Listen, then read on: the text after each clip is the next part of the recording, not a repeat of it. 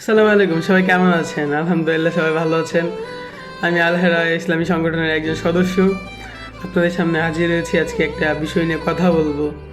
বিষয়টা হচ্ছে, সবাই অবগত আছেন মেবি যে আমরা কি করতে যাচ্ছি সামনে। অনেকেই জানেন, আমাদের এলাকার মানুষ যারা আছে সবাই জানে কি করতে যাচ্ছি আমরা। আমাদের প্ল্যানটা খুবই শর্টকাট এবং যে সবার মতামতে আমরা একটা সিদ্ধান্ত নিয়েছি যে এবার আহলেরা ইসলামী সংগঠন থেকে বা আমাদের এলাকার যারা আছে সবাইকে নিয়ে আমরা একটা সিদ্ধান্ত নিয়েছি যে যারা অসহায় ও দরিদ্র আছে তাদের পাশে আমরা এবার দাঁড়াবো। ঈদে আমরা ঈদ করি, ভালো মন্দ খাই, কিন্তু আমাদের পাশে আমাদের প্রতিবেশী, আমাদের আত্মীয় স্বজন যারা আছে তারা কি ভালোভাবে ঈদ করতে পারতেছে কিনা ওইটাও আমাদের খোঁজখবর নেওয়াটা জরুরি।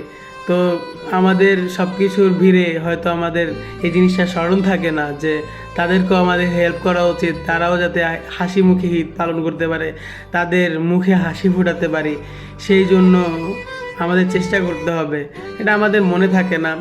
তো আমরা কিছু ভাই যারা আছে আমাদের সংগঠনে, যারা সদস্য আছে এবং আমাদের যারা বড় ভাই আছে তাদের সহযোগিতায় এবং আমাদের সহযোগিতায় একটা সিদ্ধান্ত নিয়েছি যে এবার আমরা ঈদের আমাদের ঈদের খুশিটা সবার মাঝে ছড়িয়ে দেবো ইনশাআল্লাহ।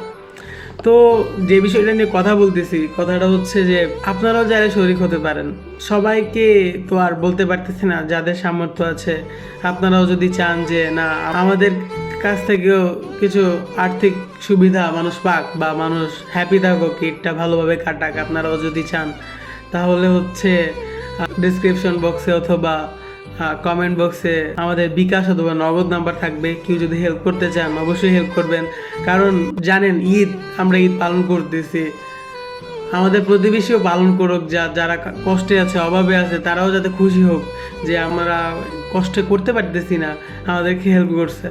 তো আল্লাহও খুশি হবে, সবাই খুশি হবে।